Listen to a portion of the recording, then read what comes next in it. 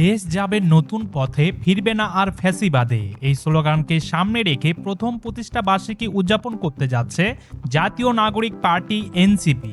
আগামী শনিবার রাজধানীর আবাহনী মাঠে কেন্দ্রভাবে আয়োজন করা হবে ইফতার মাহফিল।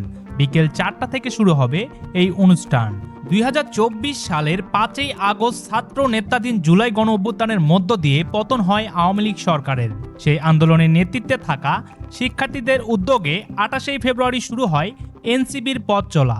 এক বছরের মধ্যেই দলটি সংস্কার ও জুলাই হত্যাকাণ্ডের বিচারের দাবিতে রাজনৈতিক অঙ্গনে আলোচনায় উঠে আসে। সর্বশেষ ত্রয়োদশ জাতীয় সংসদ নির্বাচনে জামায়াতে ইসলামী নেতৃত্বাধীন জোটে অংশ নিয়ে 30টি আসনে প্রার্থী দেয় এনসিপি। নির্বাচিত হয়েছেন দলের আহ্বায়ক নাহিদ ইসলাম, সদস্য সচিব আক্তার হোসেন সহ 6 জন সংসদ সদস্য।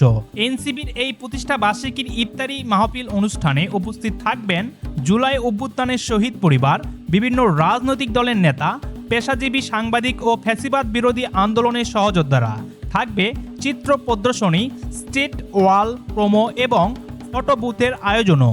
শুধু ঢাকাতেই নয়, চট্টগ্রাম, সিলেট, ময়মনসিংহ, ফরিদপুর, বরিশাল, খুলনা, রাজশাহী ও রংপুর সহ বিভাগীয় শহরগুলোতেও ধারাবাহিকভাবে আয়োজন করা হবে এই ইফতার মাহফিল।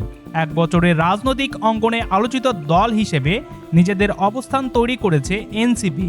এখন দেখার বিষয় তাদের নতুন পথ চলা দেশের রাজনীতিতে কি পরিবর্তন নিয়ে আসে। সম্মানিত ভিউয়ার্স, জাতীয় নাগরিক পার্টি এনসিপির প্রতিষ্ঠা বার্ষিকী উপলক্ষে এই ইফতার মাহফিল আয়োজন নিয়ে আপনাদের যদি কোনো মতামত থাকে বা কোনো কিছু বলার থাকে, তাহলে অবশ্যই আপনারা ভিডিওর নিচে কমেন্ট করে জানাবেন। ভিডিওটি ভালো লাগলে একটি লাইক দিয়ে আমাদের চ্যানেলটি সাবস্ক্রাইব করে রাখবেন।